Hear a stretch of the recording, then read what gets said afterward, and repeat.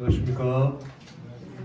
오늘 예배 참석하신 우리 모든 성도님들에게 하나님의 은혜와 은총이 함께하기를 간절히 바랍니다.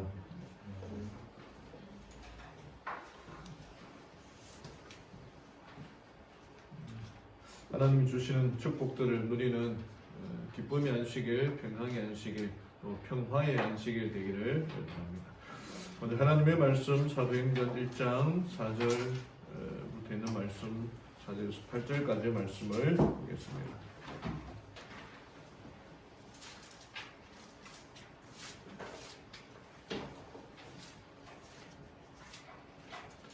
하나님의 말씀 사도행전 4장 1장 4절부터 8절까지의 말씀 함께 펴서 말씀을 하도록 하겠습니다.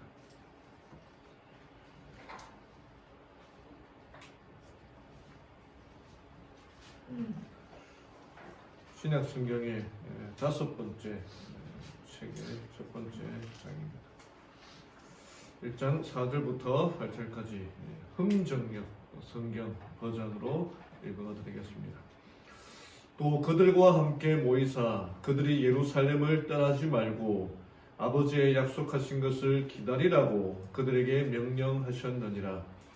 그분께서 이르시되 그 약속하신 것에 대해서는 너희가 내게서 들었나니 참으로 요한은 물로 침례를 주었으되 너희는 이제부터 많은 날이 지나지 아니하여 성령님으로 침례를 받으리라 하시니라. 그러므로 그들이 함께 모였을 때에 그분께 여쭈어 이르되 주여 주께서 이때에 그 왕국을 이스라엘에게 다시 회복시켜 주고자 하시나이까 하매 그분께서 그들에게 이르시되 그때나 그 시기는 아버지께서 자신의 권능 안에 두셨으니 너희가 알 바 아니요 오직 성령님께서 너희에게 임하신 후에 너희가 권능을 받고 예루살렘과 온 유대와 사마리아에서 그리고 땅의 맨 끝 지역까지 이르러 나를 위한 증인이 되리라 하시니라. 사도행전 1장 4절부터 8절까지의 말씀입니다. 사도행전은 사도행전입니다. 행이 어떤 의미죠? 움직이다라는 뜻이고 영어 성경에서는 act라고 해서 사도행전을 act라 이렇게 활동하다, 움직이다 또는 활동하는 사람들이라는 그런 의미로 되어 있습니다. 또 사도행전은요 성령행전이라고 합니다. 이 사도들이 여러 사도들이 했던 활동 방법들이 그들이 성령을 자기들이 성령을 사용한 것이 아니라 성령 하나님께서 이 사도들을 사용하셨습니다. 우리가 지금도 이제 성령이 필요한데 우리가 성령이 필요한 이유가 우리가 성령을 사용하려고 필요한 것이 아니라 성령 하나님께서 우리를 사용하시도록 우리를 복종시키고 굴복하고 내어놓는 그런 의미입니다. 그래서 사도행전은 사도들의 행동일 뿐만 아니라 그 사도들을 움직인 성령 하나님의 능력이 드러난 책입니다. 그래서 성령행전이라고 하는 것입니다. 내 안에 성령이 없기 때문에 내가 희망이 없고 꿈이 없고 또 활동성이 없고 말씀을 전하고 되는 그 갈망도 없는 이유가 내 안에 성령이 없기 때문에. 그래서 우리가 갈급하고 간절한 마음으로 성령을 간구해야 됩니다. 그래서 오늘 이 시대에도 사도행전은 28장이 끝이지만 29장부터는 우리가 써야 되는 장이 29장인데 성령 하나님께서 이 마지막 때에 우리에게 역사하시고 능력 베풀어 주시길 우리가 기도하며 살아가야 하는 것입니다. 최근에 이탈리아 남부에 있는 한 도시에 이 주민들이 이 코로나 때문에 고립된 이들을 위하여 특별한 이벤트를 마련했는데 특별한 공간을 마련했는데 그게 포옹의 방이라는 겁니다. 이 병원에 입원한 요양원에 있는 이 나이 드신 어르신들이 이 가족들을 만나야 되는데 우리도 그렇지 않습니까? 만나야 되는데 만나질 못하니까 그 가족들과의 그 관계를 위해서 방을 만들었는데 포옹의 방이라고 하는 것입니다. 그동안 이 뭐 짧게는 며칠, 길게는 몇 달 동안 가족을 만나지 못하던 이 어르신들이 가족을 만나는 이 장면을 이제 이렇게 뭐 비닐로 치고 이렇게 방인데 직접 접촉은 못하죠. 방인데 이렇게 꾸며놔 가지고 만든 걸 가족들이 만나는 모습들을 사진을 찍었는데 정말 우리들에게 깊은 울림이 필요하다는 생각이 듭니다. 할머니와 그 엄마와 딸도 나이가 많이 들었죠. 보고 싶은데 안아주지도 못하는 이때 그냥 비닐 한 장 이렇게 쳐놓고 이렇게 접촉을 하고 있는 거죠. 또 이 역시 마찬가지입니다. 모녀가 만나는데 그냥 비닐로 이렇게 씌워져가지고 그럼에도 불구하고 그것으로 인해서 기쁨이 되고 감동이 된다는 모습이죠. 부녀지간의 만남을 통해서도 우리들에게 큰 울림이 주어지는데 정말 이때일수록 이런 접촉, 사랑의 행동, 표현 등이 필요하다고 생각합니다. 그래서 다음 주 서리고에서 우리 교회도 지금 여행을 입문 분들을 오늘 방문하기로 했거든요. 선물도 좀 준비되어 있는데 물론 방문해도 우리 이렇게 비닐로 씌워져서 만나지는 못합니다. 이렇게 멀리 떨어져서 그냥 손을 흔들고는데 우리 함께 식사하고 갈 텐데 좀 참여를 부탁을 드리겠습니다. 유럽의 크로아티아의 수도에 자그레브라고 하는 수도에 한 특이한 박물관이 있습니다. 이 박물관에 들어간 사람들마다 다 감동을 받아요.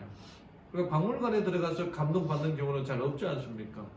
이런 것도 있네라고 생각하는데 이 박물관에 들어간 사람들마다 감동을 받는데 근데 박물관에 있는 그 물건들이 아무런 연관성이 없어요. 우리가 뭐 경주나 또는 김해나 이렇게 박물관에 가보면은 뭐 신석기 시대, 뭐 빗설무늬 토기 뭐 이렇게 전시돼 가지고 시대별로 착착착 전시돼 있잖아요. 근데 여기 박물관은 뭐 그런 옛날 뭐 청동기 시대, 철기 시대 그런 예물이 물건들이 있는 게 아니라 아무런 관계도 없는 여기 보면은 길거리에 그냥 버려둬도 가져가지 않는 강아지 목줄, 그 다음에 어느 상점에서도 흔하게 팔고 있는 자물쇠, 또는 오래되어 보이는 어린이용 페달, 자동차, 또는 손때가 가득 묻어 있는 인형들, 이런 것들이 전시되어 있고 그 전시된 물건 옆에 이제 그 전시된 물건에 대한 사연이 기록되어 있는데 그 사연이 감동을 준다는 것입니다. 이 박물관의 이름은 이제 뭐 이렇게 Museum of Broken Relationship이라고 하는데 우리말로 한다면 뭐 이별 박물관, 관계가 끊어진 신한 박물관 그런 뜻입니다. 근데 그곳에 물건을 기증하는 사람들은 가족 간에, 연인 간에, 부부 간에 그렇게 깨어진 아름다운 관계 속에 있거나 또는 뭐 반려동물이 죽거나 늙어서 죽거나 하는 그런 상황 속에서 이별을 경험하고 나서 더 이상 이제 물건들이 필요가 없으니까 그 박물관에다가 기증하는 겁니다. 여기 한 열쇠가 있는데 키가 있는데 뭐 이렇게 아주 뭐 흔하게 볼 수 있는 그런 것들 중에 하나인데 여기 이제 설명이 뭐라고 되어 있냐면은 당신이 에이즈로 죽고 난 다음에야 당신이 나를 얼마나 사랑하는지 깨달았다라고 그렇게 고백하는 내용입니다. 그러니까 물건 하나하나가 헤어졌으니까. 근데 알고 봤더니 자기가 있을 때는 몰랐는데 죽고 난 다음에 보니까 이 열쇠로 자기를 이렇게 뭐 뒤에는 뭐좀 오퍼너처럼 쓰여지나 봐요. 오퍼너로 쓰기도 하고 그다음에 그 열쇠를 통해서 자기를 위하여 준비된 그 모든 것들이 당신이 나를 얼마나 사랑하는지 그것을 알게 되었다 고백하는 그런 내용들입니다. 예수님께서도 이 사도행전 1장에 보면요, 예수님께서도 제자들과 이별할 때에 선물에 대한 약속을 주십니다. 그 선물과 그 약속이 무엇일까? 오늘 사도행전 1장을 통해서 나타난 우리들에게 주시고자 하는 말씀이 무엇인지 함께 찾아보기를 원합니다. 오늘 말씀의 제목은 성령으로 주의 증인이 되라. 이렇게 성령도 아시고 증인이 무슨 말씀인지 아시죠? 1장에 나타난 4절부터 8절까지 나타난 하나님의 예수님의 약속, 또 성령을 약속하셨는데 그 성령으로 우리가 어떠한 사람이 되어야 하는가 짧게 살펴보기로 합니다. 첫 번째는 약속하신 성령을 기다리라 라는 것입니다. 4절에 또 그들과 함께 모여서 그들이 예루살렘을 떠나지 말고 아버지의 약속하신 것을 기다리라 고 그들에게 명령하셨느니라. 그분께서 이르시되 그 약속하신 것에 대해서는 너희가 내게서 들었나니 참으로 요한은 물로 침례를 주었으되 너희는 이제부터 많은 날이 지나지 아니하여 성령님으로 침례를 받으리라 하시니라. 예루살렘을 떠나지 말고 미리 약속하신 그 성령을 기다리라. 이 사도행전을 기록한 사람은 누가라고 하는 의사입니다. 그런데 이 누가가 누가복음도 기록했거든요. 근데 누가복음의 제일 마지막 장인 24장에서 다시 한번 예수님의 약속을 언급하는데 이렇게 말합니다. 49절에 보라 내가 내 아버지의 약속하신 것을 너희에게 보내려니와 너희는 높은 곳으로부터 오는 권능을 입을 때까지 예루살렘시에 머물라 라고 다시 한번 약속하신 것을 사도행전 1장에서 강조합니다. 그러니까 누가는 예수님의 약속을 직접 들은 사람이 아닙니다. 누가는 예수님의 제자가 아니었거든요. 예수님의 제자들로부터 들었던 이야기를 편지글을 통해서 누가복음에도 기록하고 그 다음에 사도행전에도 기록하는데 분명히 그 약속하신 것에 대하여 그의 마음이 깊이 박혀 있었기 때문에 그 약속을 2번이나 걸쳐서 적고 있는 거예요. 왜 예루살렘에서 떠나지 말라고 하셨을까요? 그건 바로 그 예루살렘이 정말 의미 깊고 역사가 깊은 도시라는 거예요. 그곳에서 하나님의 약속하신 성령을 받으라 라고 하는 그런 의미입니다. 오늘날에도 우리 하나님께서는 성령을 약속하셨어요. 그 성령을 받아. 이게 성령의 약속은 어떤 시대나 어떤 족속에게 제한되어 있지 않다. 그리스도께서는 성령의 거룩한 감화가 세상 끝날까지 그를 따르는 자들과 함께 할 것이라고 선언하셨다. 그 성령에 대한 약속이 예수님의 제자들에게만 있는 것이 아니라 오늘 이 시대를 살아가는 우리들에게도 그 약속이 있다는 거예요. 그러니까 성령을 받아야 되는 거죠. 근데 각 시대마다 사람들마다 성령에 대한 약속도 있었습니다. 여기에 제가 한 사람의 이야기를 해드리겠는데요. 카톡을 통해서 이렇게 복음성가 추천을 받지 않습니까? 그래서 제가 이렇게 그 카톡을 통해서 무심코 들었는데 그냥 들을 때는 잘 몰랐는데 듣고 하다 보니까 참 괜찮구나라고 해서 그다음에 그 이제 유튜브에 연결되니까 뜨니까 또 어떤 카톡 어떤 노래가 이렇게 연관되어 뜨냐면은 원어로 부르는 또 이 복음성가가 되어 있더라고요. 원어 그러면 히브리어 헬라밖에 없는데 그 보니까 그 원어가 독일 말이었어요. 독일어. 그래서 보니까 그 노래를 지은 사람이 누구냐 살펴보고 이렇게 보니까 독일의 신학자가 이 시를 지었음을 알게 되었고 그 시를 기록한 배경에 깊은 감동을 받게 되었습니다. 이 사람은 2차 대전 당시 독일인으로서 선한 양심의 행동을 따라 히틀러에게 저항하다가 처형당한 젊은 목사인 디트리히 본 회퍼라고 하는 사람이 신 시였습니다. 이 사람 1906년에 출생했는데 8남매 중 6째였고 7째 노아는 쌍둥이였다고 그렇게 합니다.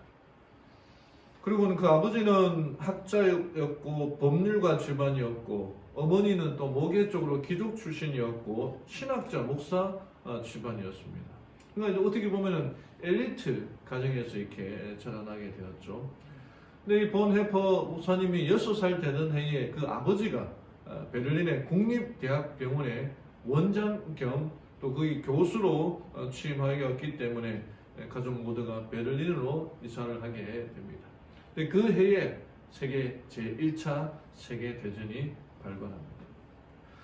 그리고 이분이 16살이 되었을 때에 음악과 종교에 대해서 깊은 관심을 가지게 되었고 결국은 신학의 길을 걷겠다.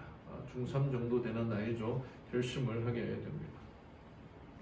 그리고 21살 때에 20대 초반에 박사 학위를 딸 정도로 굉장히 똑똑한 사람이었습니다. 20대 중반에는 교수 자격증을 얻을 정도로 비범한 청년이었습니다. 그러다가 1940년 이제 2차 세계대전 기간 아닙니까? 1940년에 이 유럽과 독일이 나치라고 하는 정말 이 암울한 시대였는데 이 본헤퍼는 바로 그런 속에서도 이 가족 명문가의 가족 속에서도 부족함 없이 청년기를 보낸 저명한 신학자였지만은 이 본헤퍼는 이 히틀러가 이끄는 그 나치가 정권을 잡은 이후에도 정부에 대해서 비판적인 설교를 마다하지 않는 정말 행동하는 양심이었다는 것입니다.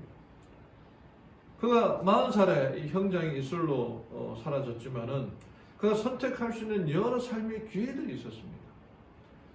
우리 일제강점기 때에 조선의 목사님들, 많은 기독교인들과 목사들이 신사참배에 타협했던 것처럼 이 본헤퍼 목사님도 그런 독일에 나치에 협력하고 그런 사람도 있었고 그렇게 할 수가 있었지만 그렇게 하지 않고 정말 말씀에 따라서 그렇게 살았던 것입니다. 그래서 본헤퍼 목사님을 소개할 때 목사, 신학자, 순교자, 그리고 스파이라고 하는 별명까지 얻게 되는 이유가 그렇게 되어 있습니다. 하지만 1944년에 히틀러 암살 시도가 있었는데 실패하고 그때 연관된 사람들이 뭐 정보부에 연관되어 있음을 알고 많은 이 저항자, 레지스탕스죠. 그 사람들을 적발했고 체포했는데 그때 이 본헤퍼 목사님도 체포가 됩니다. 그때가 7월 20일, 1944년 7월 20일이었습니다. 그리고 1년이 지난 다음에 군법에 의해서 사형 선고를 받고 4월 8일 날 교수형에 처해지게 됩니다. 그리고 3주 후에 목사님이 죽고 난 다음에 3주 후에 히틀러가 자살하게 되고 그 다음에 5월 8일에 항복을 하게 됩니다. 독일에. 그로부터 50년이 지난 사후 50년이 지나서야 베를린 한 법정에서 이 독일의 양심 본헤퍼 목사님이 그제서야 복권이 되는데 복권되는 이유가 결코 국가를 위태롭게 한 적이 없고 오히려 나치의 폐해로부터 국가와 국민을 구출한 인물이라고 설명을 하게 됩니다. 이분이 제가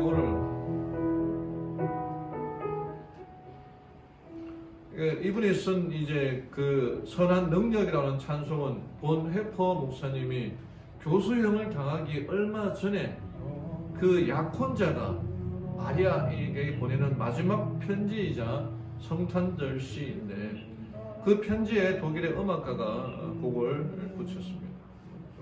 음악을 좀 들어보죠.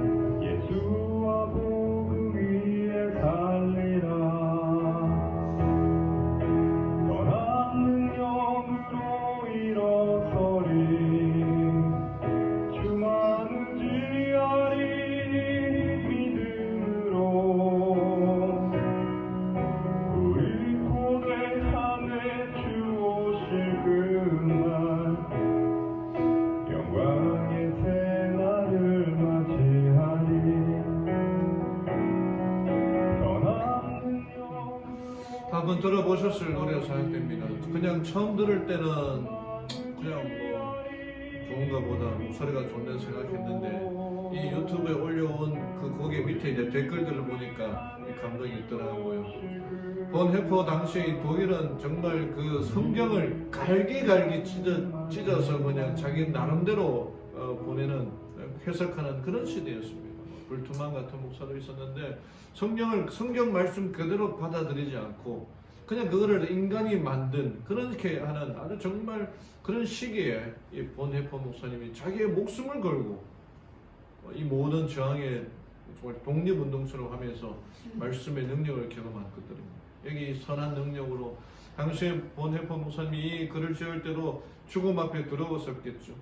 그 죽음조차도 하나님이 주신 그 성령의 감동을 통하여 그가 사역하였고 일을 하였던 것처럼 오늘 이 시대에도 본헤퍼 목사님이 경험한 그 성령을 우리도 간구하며 경험하게 되는 우리 성령들 되기를 간절히 바랍니다. 두 번째로 우리가 배워야 할 것은요, 너희가 알아야 할 것은 성령이다. 다른 데 관심 갖지 말고 성령에 관심을 가지라.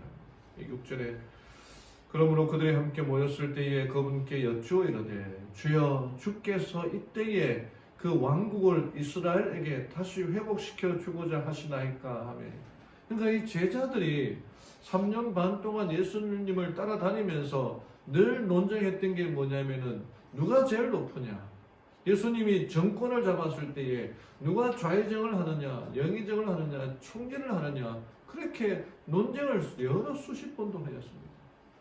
예수님이 돌아가시고 부활하시고 그냥 40일 가까이 또 가르치셨거든요.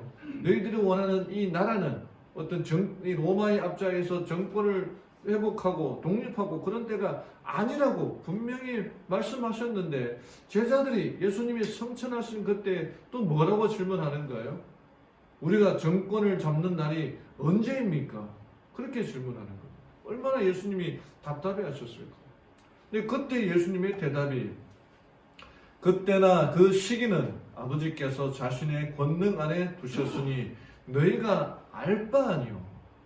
그러니까 우리가 늘 최근에도 이 김운혁이라고 하는 분이 혹시 카톡을 받으셨나 모르겠는데 저한테 카톡이 와가지고 예수님은 금요일날 돌아가셨지만 성만찬은 수요일부터 했다. 뭐 그런 쓸데없는 이게 한 10년 가까이 이 사람이 36대 신학과를 졸업하고도 미국에서 잘 살고 있다가 한국에 와서 예수님 오실 날이 얼마 남지 않았다고 막 이렇게 얘기하는데 그 사람도 강조하는 게 예수님의 재림의 시기가 정해졌다는 거예요.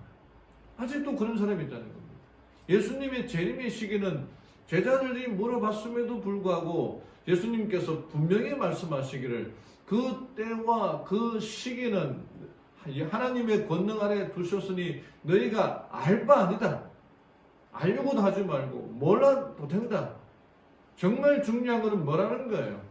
성령을 오직 너희들에게 성령이 임하시면 너희가 권능을 받고 예루살렘과 유대와 사마리아와 땅끝까지 이르러 증인이 될 것이다. 증인이 되라고 그렇게 강조하십니다.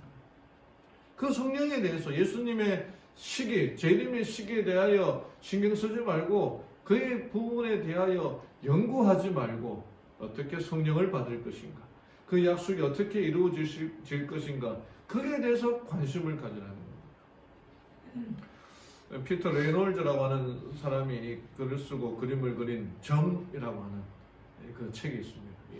아이들을 위한 동화책인데 어른도 읽어볼 만해요. 여기에 그 그림 그리는 것을 싫어하는 베티라고 하는 아이가 있었습니다. 그러니까 미술 시간이 되면 얼마나 지루한지 짝이 없었어요. 하얀 도화지를 이렇게 채워야 되는데, 저도 사실 미술을 싫어하는 사람 중에 하나인데 그 미술을, 이 도화지를 채울 만한 재주가 없었어요.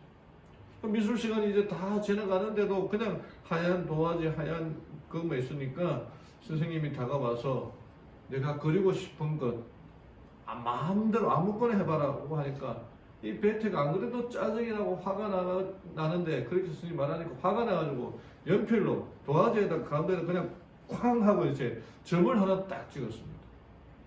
그래서 선생님이 점 찍은 도화지를 딱 주니까 선생님이 뭐라고 말하냐면은 자, 여기다가 내 이름을 써라. 그렇게. 근데 어느 날 선생님 방에 갔더니 이게 웬일입니까? 자기 이름이 이게 쓰여진 점 하나 찍혀 있고 그 밑에 자기 이름이 쓰여진 그 자기가 쓴 그 그림이 액자에 이렇게 걸려 있는 거예요. 그랬더니 이 베티가 한참을 바라보더니 저것보다 더 멋진 점을 그릴 수가 있었는데라고 반성을 하게 됩니다. 그리고 그 이후에 베티는 연필만이 아니고 물감을 가지고 다양한 모양으로 점을 그렸습니다. 점. 얼마 후에는 학교에서 전시회가 열렸는데 이 베티가 그린 크고 작은 다양한 점들이 어울려지는 그림들이 사람들의 시선을 점만 그렸는데도 그 학교에서 스타가 된 거예요. 큰 그림, 큰 점, 작은 점, 알록달록한 점 그렇게 된 거예요. 그런데 어느 날 후배가 찾아와서 어떻게 하면 자기도 그림을 잘 그릴 수 있느냐 꼭 묻는 거예요. 베티가 후배에게 도화지를 한 장 주고는 뭐든지 그려보라고 합니다. 그런데 이 후배가 한참을 끙끙 그리더니 겨우 삐뚤삐뚤한 선 이렇게 선만 이렇게 가로로 이렇게 삐뚤삐뚤하게 이렇게 그렸거든요. 그러니까 베티가 이 후배에게 말하기를 자 이제 여기 내 이름을 써라. 삐뚤삐뚤한 그림 그 선이라 할지라도 자기 이름을 쓰니까 달라지게 됩니다. 내가 책임을 지라는 거예요. 하나님께서 우리들에게 달란트를 주셨거든요. 어떤 사람은 정말 점만 찍는 겨우 찍는 사람이 있고 어떤 사람은 글을 이렇게 삐뚤삐뚤 그리는 사람도 있고 어떤 사람에게는 여러 그런 달란트가 있는데 그 달란트 하나하나가 하나님께 주신 선물이라는 거예요. 그 모든 달란트가 우리가 성령을 통해서 폭발적인 잠재력을 바꿀 수가 있다는 것입니다. 최근에 한 이 카페에 어느 커피숍에 그 여자 혼자서 일하는 그 사장이 있었는데 그 커피숍에는 현수막을 딱 달았습니다. 제목이 무슨 동 양아치 아저씨들에게.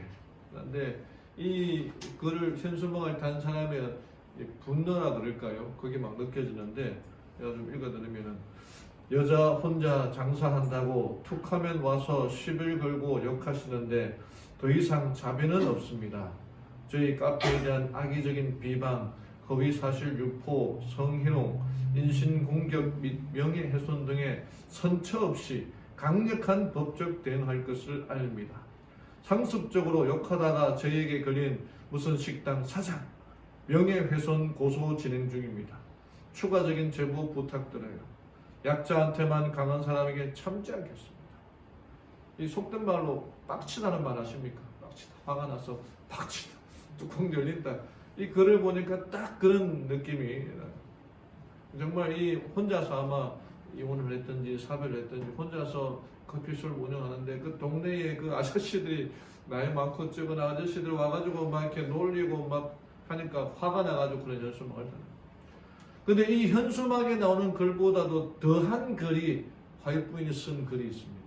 뭐라고 썼냐면은 이것이 우리가 능력을 받을 수 있는 방편임에도 불구하고 왜 우리는 성령의 선물을 열망하고 애타하지 않는가? 왜 우리는 그것에 대하여 말하고 그것을 위해 기도하고 그것에 관해 설교하지 않는가? 뭐 이렇게 화이트 부인이 뭐 했다라고 표현하기 참 그런데 정말 우리들에게 호소하는 거예요. 이 정언의 말씀에 의하면은 우리는 어떻게 하라는 겁니까? 성령의 선물을 어떻게 하라는 거예요? 열망하라는 거예요. 아, 왜 나는 성령에 대한 어떤 감동이 없지? 나는 왜 성령이 없지? 애타하라는 거예요. 그것에 대하여 말하라는 거죠. 우리 성령에 대해서 어떻게 하면 성령을 받을 수 있을까? 어떻게 하면 성령의 사람이 될 수 있을까? 말하라는 거예요. 그것을 위하여 기도하라는 거예요. 그것에 대해 설교하라는 거죠. 우리가 제대로 알아야 할 것은 예수님이 언제 재림하시는가? 뭐 어떤 일에 대하여 뭐 드라마가 어떻게 하는 그런 내용이 아니라 예수님의 재림에 대한 시기에 대하여 연구하는 게 아니라 우리가 어떻게 하면 성령을 받을 수 있을 것인가? 우리가 어떻게 하면 변화될 것인가? 성령에 대하여 열망하고 애타하고 그것에 대하여 이야기하고 기도하고 설교하는 이게 예수님께서 우리들에게 하시는 말씀입니다. 이 마지막 때에 정말 우리의 마음이 차온 것 같고 미지근한 것 같고 그 모든 이유가 우리가 성령에 대해서 열망하지 않기 때문에 내가 그 성령을 사용하기 위하여 성령을 달라고 하는 것이 아니라 그 성령 하나님이 나를 변화시키고 나를 도구로 사용할 수 있다는 그 사실을 우리가 명심하고 성령을 갈망하고 애타하는 성도들 되기를 간절히 바랍니다. 마지막으로 성령으로 하나님의 증인이 되자는 것입니다. 8절에 너희 성령님께서 너희에게 임하시는 너희가 권능을 받고 예루살렘과 온 유대와 사마리아 그리고 땅의 맨 끝 지역까지 이르러 나를 위한 증인이 되라 하시니라. 여기서 증인이라는 말은 두 가지 의미를 가지고 있습니다. 증거를 갖고 있는 사람. 이는 성도가 주님의 참다운 증인이 되면 예수님에 대한 증거가 있어야 된다. 복음을 말로 전하는 것도 중요하지만 자신의 삶을 통해서 하나님에 대하여 증거를 제시해야 됩니다. 우리 기도에도 나왔습니다만 그다음 두 번째는 증인이 되야 됩니다. 증인이 이제 순교자라는 의미 여기서 영어 단어가 나왔는데 하나님의 나라를 세우기 위하여 증인이 되야 됩니다. 이게 사진이 잘 보실라 모르겠지만은 현수막이 목격자를 찾습니다. 어느 계속 교통사고가 나는데 그 사고를 보신 분을 찾습니다. 근데 목격자가 된다는 건 굉장한 겁니다. 어떤 일에 대하여 제보를 하면은 그 제보한 걸로 인하여서 자기가 이 불이익을 받을 수가 있어요. 최근에 아동학대 때문에 어떤 의사가 신고를 했는데도 그 신고자의 제보가 신원이 나는 바람에 그 피해 가해자로부터 온갖 욕을 듣고 한다는 그런 일도 있지 않습니까? 증인이 된다는 것은 증거를 가지고 목숨을 걸고도 증인해야 된다는 위험을 감수하고 그런 사람이 되어야 된다는 거예요. 그걸 어떻게 할 수 있는가? 증인이 성령을 받음으로 증인이 된다는 거예요. 자, 한 영상을 보여드리겠는데 이 미국 연방의회가 이제 미국에서 이제 하원이 이제 개회를 했는데 그 개회하고 첫 기도에 여기에 클레버라고 하는 감리교회 목사님 출신인 클레버라고 하는 사람이 76살인데 이 사람이 기도를 하는데 희한하게 기도를 합니다. 보고 말씀드리겠습니다. And God known by many names, by many different faiths. Amen and amen. 이거 좀 해석해드리면 이 사람이 여기 위에서 얘기했더니 이렇게 설교를 기도를 하는데 해석을 하면은 우리는 유일신 브라마와 여러 다른 종교에서 여러 다른 이름으로 알려진 신의 이름으로 기도합니다. 이게 뭐입니까? 아이고 죄송합니다. A man and a woman이라고 되어 있는데 a man, 아멘 그러면은 이제 우리가 amen 그러잖아요. 근데 이제 이음 동의어라고 그러나 이렇게 amen과 amen이 같은 발음을 하지 않습니까? 그렇게 기도를 하는 거예요. 이분이 여기가 2021년 1월 3일 날 117차 연방 그 하원에서 교회가 되었는데 미국은 기독교 국가 아닙니까? 그래서 이제 그 시작할 때에 기독교 원칙에 따라서 하원이 개회될 때에 대표로 선정된 목사님이나 또는 목사 출신 의원이 이제 기도를 하게 되는데 근데 감리교회 목사 출신인 임마누엘 클리버라고 하는 민주당 다선 의원이 이렇게 기도를 하는 거예요. 보통 우리가 기도한다 그러면 어떻게 기도합니까? In the name of Jesus에서 예수님의 이름으로 그렇게 기도하는데 이 사람은 그렇게 기도하지 않고 유일신 브라마 이게 모노테이스틱이란 말이 일신교 그런 의미인데 유일신 브라마와 다른 종교에서 여러 이름으로 알려진 신의 이름으로 강구한다는 것입니다. 이 힌두교는 대표적인 다신교입니다. 근데 정말 어떻게 보면 수백만 명이 되는 사람들이 보고 있는 TV 중계를 통해서 보고 있는데 비범신론적 사상을 여지없이 드러내고 있어요. 그래서 이 목사님이 이 인터넷 뉴스에 보니까 정 가짜 목사 아니냐. 어떻게 목사라면은 하나님의 이름으로 기도해야 되는데 어떻게 이 브라마라는 이름으로 기도할 수가 있는가? 이 브라마는 힌두교의 한 신입니다. 한 신인데 창조의 신이라고 그렇게 알려져 있어요. 그러니까 얼굴이 지금 4개로 되어 있거든요. 근데 원래는 머리가 5개였다고 합니다. 5개였는데 시바신, 발음도 참 희한한데 시바신이라고 있어요. 우리나라 욕하고 좀 비슷한데 그 시바신에게 잘못 보여가지고 머리가 하나 깨져가지고 4개만 남아있는 거죠. 그러니까 어떻게 보면은 이게 최고의 신은 아니죠. 이 브라마라는 신이. 이렇게 최고의 신은. 그러니까 그 브라마의 이름으로 기도를 한다는 게 최고는 아니라는 것 아닙니까? 기도의 끝말칠 때에 예수님의 이름으로 기도합니다라고 그렇게 하고 그 다음에 아멘이라고 해야 되는데 이 사람은 그렇게 하지 않고 아멘이라고 하는 말을 이제 너무 젠더형 왜 기도의 끝마칠 때에 남자로만 얘기하느냐. 그래서 amen and a woman 이렇게 기도를 했다는 거예요. 말도 안 되는 이야기죠. 보통 amen 그러면은 남자인지 여자인지 그냥 그 아멘으로 우리가 알아들을 텐데 왜 남자만 되느냐. amen and a woman 이렇게 말도 안 되는 이런 일들을 지금 하고 있는 것입니다. 고대 이교 종교에서 남신, 여신 뭐 이렇게 구분되어 있는 것처럼 이런 사상들이 이 기독교의 목사라고 하는 분에게 들어오게 되었고 그거를 정말 전 세계 사람들이 볼 수도 있는 그런 앞에서 이렇게 기도를 했다는 겁니다. 과연 이런 일이 일어날 수가 있는 미국이 그런 일이 일어날 수 있는가? 이 보수적인 기독교인들, 목사님들만 일부를 문제를 삼고 그렇게 크게 이슈화되지 않았다는 거예요. 정말 이 세상 역사가 성경에 예언된 대로 작은 뿔의 세력이 이제 양으로 시작한 나라가 점점 짐승으로 변화되고 있음을 보여주는 한 조각의 증거라고 생각되는 겁니다. 정말 여기에 제가 전에도 한번 보여드렸습니다만 우리가 지금 이 시대가 삽입장의 시대예요. 마지막 초기 교회부터 이제 첫째인, 둘째인 계시록 2장, 3장, 6장부터 8장까지 7인에 대해서 나오는데 7인이 하나씩 둘씩 떼어지는데 6번째 인이 떼어지고 그 다음에 7째 인이 떼어지기 전에 약간의 텀이 있습니다. 텀. 그 텀의 시대에 우리가 좀 살아가고 있어요. 옛날 말로 하자면 금신상에 발가락에 발톱에 때의 시대에 살고 있다는 그 옛날 어르신들이 그렇게 말했던 그에 우리는 엄밀히 말하면 7인이 떼어지기 전에 6째 인이 떼어졌고 7인이 떼어지기 전에 바로 그 삽입장의 시대에 살고 있는 거예요. 이 시대에 바이브이는 이야기하기를 우리는 흔들림의 시대에 살고 있다. 흔들릴 수 있는 모든 것들이 다 흔들리는 거예요. 흔들릴 수 없는 것들만 남게 돼요. 정말 우리가 하나님의 말씀을 붙들고 살아야 할 때가 지금이라는 거예요. 잠깐 우리가 딴 생각을 하면요.